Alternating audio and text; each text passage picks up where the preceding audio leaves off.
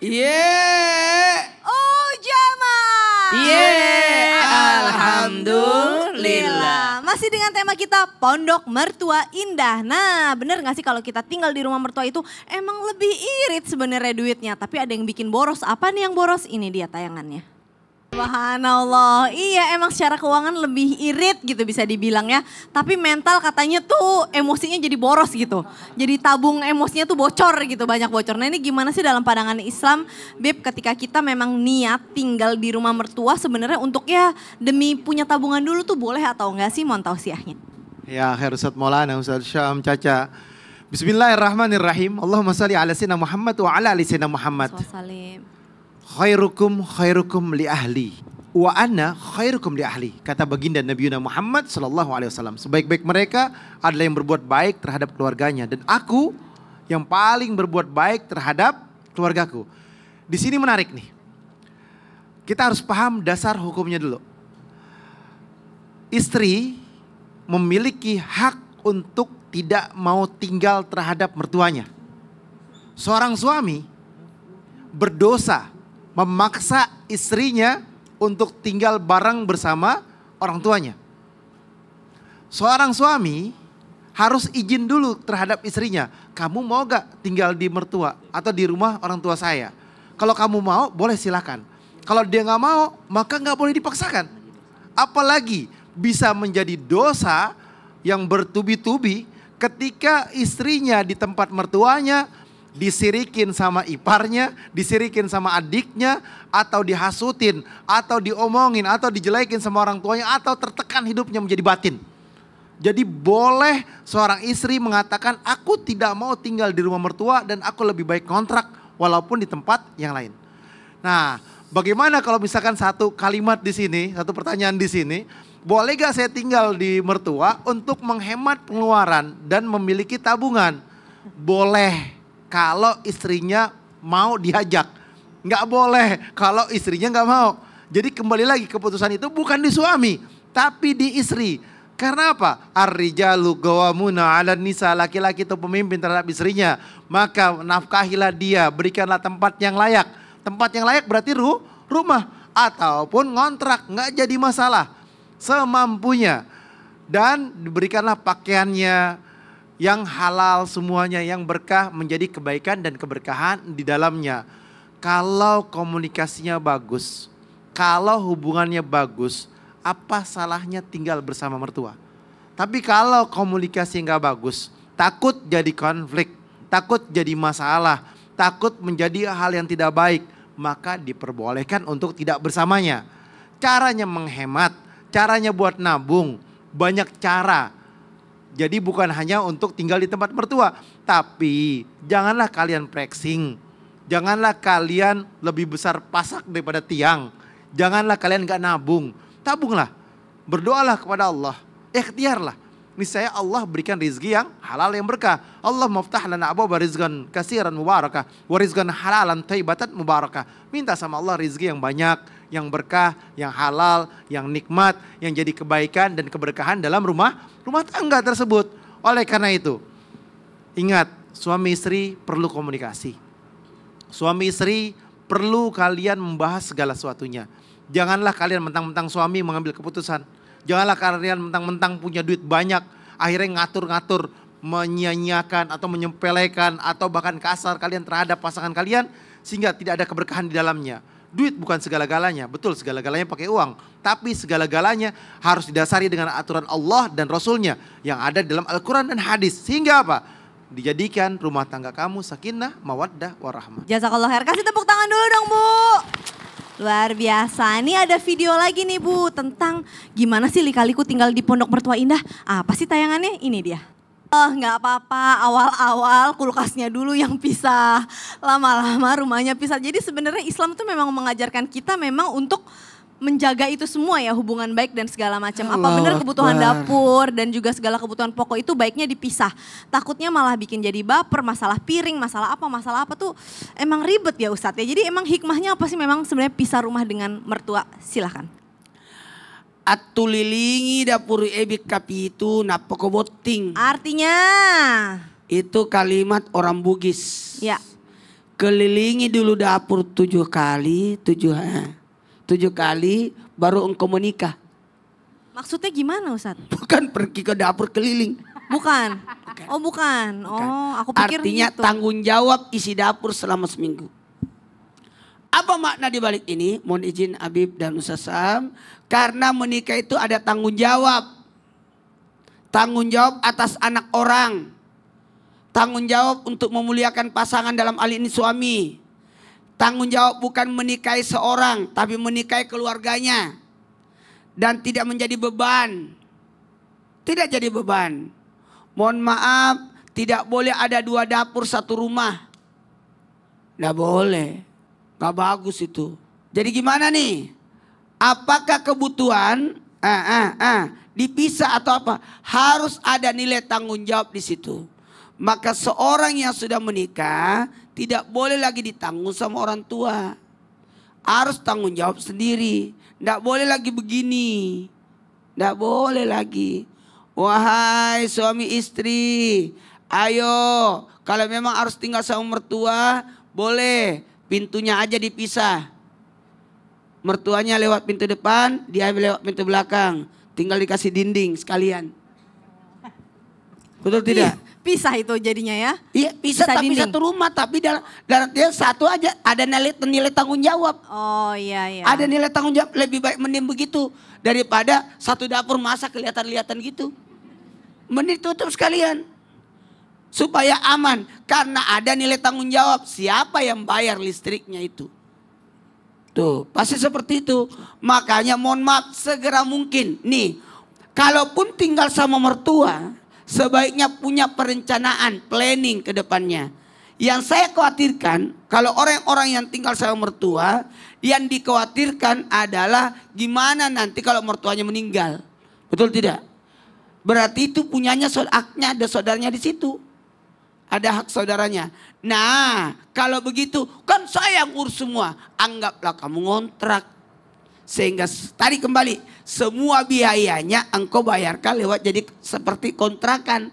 Makanya tetap buat kemuliaan ya. Kemuliaan tanggung jawab. Nih, kemuliaan tanggung jawab itu harus ada di situ.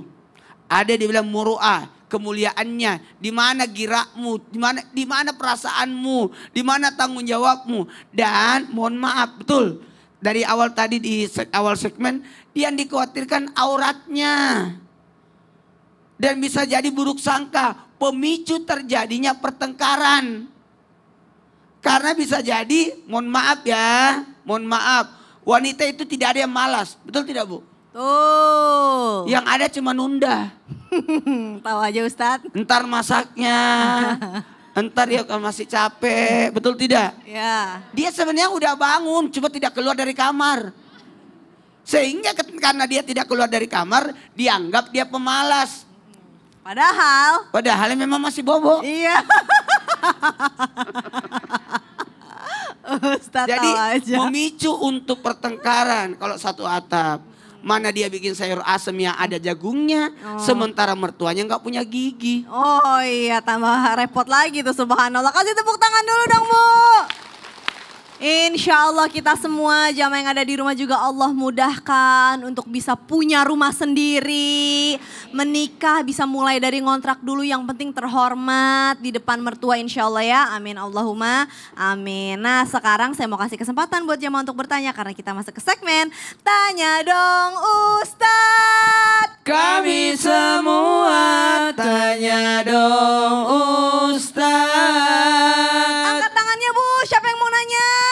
Waduh, banyak banget nih. Sekarang sebelah kiri dulu deh, silahkan. Ibu boleh ke tengah-tengah, siapa namanya, dari mana? Ustadz Syam boleh ke depan Ustadz Syam. Afwan, silahkan Ibu. Bismillahirrahmanirrahim. Assalamualaikum warahmatullahi wabarakatuh. Waalaikumsalam warahmatullahi wabarakatuh. Perkenalkan, saya Oneng Karyati dari Majelis Taklim Al-Huda Mokla, Desa Cihanjuang Rahayu, Kecamatan Parongpong, Kabupaten Bandung Barat. Masya Allah, Ibu Oneng. Izin Ustadz. Siap Bu Oneng. Sebenarnya di dalam Islam, apakah boleh dong ya seorang istri memaksa Nah, suami. ini nanya apa pembenaran sih tadi katanya apakah boleh sekarang? Boleh dong. Ya, boleh dong seorang istri memaksa kepada suami untuk tidak tinggal bersama keluarganya Ya. gitu atau mertua kita gitu kan. Karena ada dalil yang menyatakan bahwa seorang istri harus menurut apa kata suami gitu. Sedangkan suaminya tidak mau pisah dari keluarganya gitu. Sedangkan istrinya sebagai kita kan tidak enak tinggal bersama mertua. Oh, Ya, baik. terima kasih, Terima Ustaz. kasih Bu Oneng, pertanyaannya bagus banget. Kasih tepuk tangan dulu Bu, silakan kembali ke tempat duduk. Silakan Ustadz Syam. Habib guruku Habib Utsman, Ustaz Maulana, Kak Caca, para alim ulama yang dimuliakan Allah Subhanahu wa taala, biasanya yang dipaksakan itu tidak baik. Jadi biasanya yang dipaksakan itu kurang baik. Maka mesti didasari bukan paksaan tapi dasari dengan cinta. Pakai hati. Maka subhanallah, kalau dikatakan ada seorang suami yang pengen tinggal sama orang tuanya, lalu dia sudah menikah dengan seorang perempuan, maka sekali lagi mumpung yang belum menikah, silahkan bikin perjanjian pranikah. Bikin perjanjian pranikah. Lebih baik pahit di awal ngomong memang duluan di situ. Lebih baik kita kontrak daripada tinggal sama orang tua. Deal-dealan dulu sebelum menikah. Sebelum terjadinya akad nikah. Ayo sudah 2025 jangan lagi cinta buta. Yang penting cinta menikah, main menikah aja. Nggak tahu mau tinggal di mana setelahnya.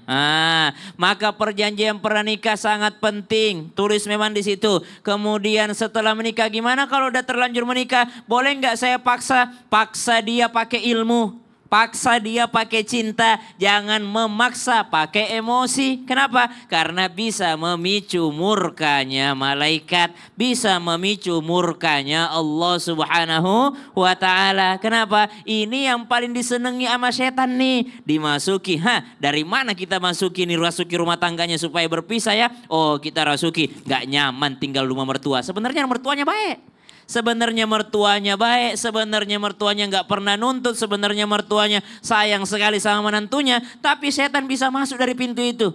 Itu mah pura-pura baik sama kamu itu. Ini mah segala macam, subhanallah. Maka boleh saja seorang istri memaksa suaminya, tapi tentu saja paksaannya bukan dengan kalimat yang kasar. Paksaannya dengan cara apa? Dengan cara pakai ilmu, sampaikan kepadanya, ingatkan kepadanya. Mas, Kang, saya tahu kau cinta sama ibumu. Saya tahu kau cinta sama bapakmu. Saya tahu kau cinta sama saudara-saudaramu. Saya tahu kau cinta dengan tempat lahirmu ini. Wahai Mas, wahai wahai Kang. Tapi kita juga mesti belajar untuk mandiri. Sampaikan demikian. Subhanallah. Tidak mengapa seorang istri ikut untuk mengingatkan suaminya. Kemudian paksa dia pakai apa? Pakai cinta, pakai kasih sayang. Saya sayang sekali sama mertuaku. Tapi takut banget kalau tinggal di sini saya bisa menyakiti hatinya. Apa kata mama? Apa kata ibu kalau saya beli seblak diam-diam? Kalau saya beli basreng diam-diam gak enak. Mau dibeliin duit saya pas-pasan, subhanallah. Jadi khawatir banyak dosa yang terjadi kalau tinggal di sini. Ayolah ayolah Kang, subhanallah. Jadi memaksanya dengan ilmu, memaksanya dengan cinta. Kemudian paksa dia yang ketiga dengan cara apa? Dengan cara doa. Doakan dia, ya Allah ya Rabb, mudahkanlah rizki suamiku supaya kami bisa tinggal serumah berdua. Ya Allah ya Rabb, mudahkanlah rizkinya. Kalau bisa doanya perdengarkan padanya. Jangan cuma berdoa sendiri tapi berdengarkan kepadanya sehingga dia sadar, lama kelamaan dia sadar, ya Allah ternyata istriku enggak nyaman tinggal di sini. Bukan karena dia benci orang tuaku tapi karena memang agama mengajarkan untuk pisah rumah. Karena memang ibadah itu bisa dilakukan dengan ketenangan. Kalau tanpa ketenangan bukan ibadah yang dilakukan tapi bisa menjadi dosa. Subhanallah. Jadi nggak boleh juga seorang laki-laki atau suami berlindung di balik kata-kata istri itu harus nurut terus sama suami, nggak cuman gitu. Jangan milih-milih dalil dong. Oh. Ada dalil juga wajib suami menafkahi nafkah tempat tinggal. Oh iya, Iya. baik. Jazakallah khair. Kasih Siap. tepuk tangan dong Bu. Kalau gitu kita mau kasih kesempatan buat jamaah berikutnya untuk bertanya nih. Ada. Angkat tangannya dong jamaah, siapa yang mau bertanya? Oke, yang sebelah saya deh, silahkan. Tuh Ustadz Maulanya udah siap di tengah-tengah, silahkan. Bismillahirrahmanirrahim. Assalamualaikum warahmatullahi wabarakatuh. Waalaikumsalam warahmatullahi wabarakatuh. Perkenalkan Ustadz, nama saya Ibu Lilis Kusnadi. Saya dari Majelis Taklim Al-Huda, Mokla, Desa Cihanjuang Rahayu, Kecamatan Parongpong, Kabupaten Bandung Barat. Oke. Ibu Lilis. Ibu Lilis mau nanya apa? Izin bertanya Ustadz. Bagaimana sikap kita menghadapi suami yang kalau diajak ke rumah mertuanya, ke rumah orang tua sendiri suka ogah-ogahan gitu Ustadz. Terus suka cemberut, ngajak pulang. Sedangkan kan kita kalau ke orang tua suami harus nurut ya. Nah bagaimana penjelasan dari Ustadz? Mohon penjelasannya Ustadz. Sekian dan terima kasih. Assalamualaikum warahmatullahi wabarakatuh. Waalaikumsalam warahmatullahi wabarakatuh. Silakan Bu Lili, silakan Ustadz Maulana. Izin Habib dan Ustaz Sam. Kita ambil 4 sisi ya. Minta tolong yang di rumah, kasus ini ada 4 sisi. 1, sisi istri. 2, sisi suami. 3, sisi mertua. 4, sisi anak. Dalam artian cucu. Ada kalanya seorang pingin ke rumah mertua atau orang tua karena kebutuhan. Mau nitip anak. Betul tidak? Ada kalanya untuk apa? Kangen. Tuh. Ada kalanya karena mudik. Apalagi dalam posisi ini istri harus maklum. Maaf ya Bu, saya katakan istri harus maklum jikalau suami anak laki-laki ini mau datang ke orang tuanya. Tidak ada salahnya. Ibu tinggal lihat apa penyebabnya. Dia selalu mau pulang ke rumah. Ternyata masakan ibunya enak. Masya Allah. Pelajari masakan itu. Pelajari masakan itu. Dia kenapa dia mau pulang? Oh ternyata kalau dia pulang ke rumah mertua, orang tuanya dia kayak anak bayi manja-manja. Oh itu yang pertama. Karena yang kedua ada sisi di suami. Apa sisi suami? Ada nilai tanggung jawab. Sebagai anak berbakti kepada orang tua. Ingat ya, salah satu bakti anak kepada orang tua tidak jauh dari orang tua. Selalu datang. Hari Sabtu anak datang ke rumah orang tua. Hari Ahad orang tua datang ke rumah anak. Hari Senin murid mendatangi gurunya. Hari Selasa guru membesuk murid-muridnya. Hari Rabu semua manusia datang kepada para nabinya. Hari Kamis semua manusia datang kepada Nabi. Hari Jumat semua manusia berkumpul untuk melihat Allah. Itu yang terjadi di surga. Kenapa tidak dijadikan di dunia seperti itu? Seorang anak setiap Sabtu selama sepekan itu ada waktu untuk datang ke rumah orang tua. Sekarang ada teleponlah 3 kali. Mak gimana kabarnya? Ini sebagai anak laki-laki. Kemudian ketiga, kepada mertua dimanapun berada, jangan membuat anak kita durhaka disebabkan keinginan kita. Nah, kamu harus makan 3 kali sehari di rumah ya. Itu repot itu orang datang. Bahaya. Belum lagi macet. Iya kan? Belum ada kerjaan. Jadi mertua dalam hal ini orang tua pun memposisikan diri. Bagaimana memposisikan mengerti keadaan anak. Jangan memaksakan kehendak kita. Dan suami juga nggak boleh ogah-ogahan kalau Nggak diajak ke boleh, rumah nggak mertua. bisa, harus datang karena ada namanya bakti anak kepada orang tua. Baik, jazakallah khair. Terima kasih Ustadz Maulana. Kasih tepuk tangan Bu. Luar biasa. Nah habis ini jangan kemana-mana ya jamaah. Kita masih akan lanjut belajar tentang tema kita nih. Pondok Mertua Indah. Jadi jangan kemana-mana, tetap di Islam Itu Indah. Jamaah. Oh jamaah.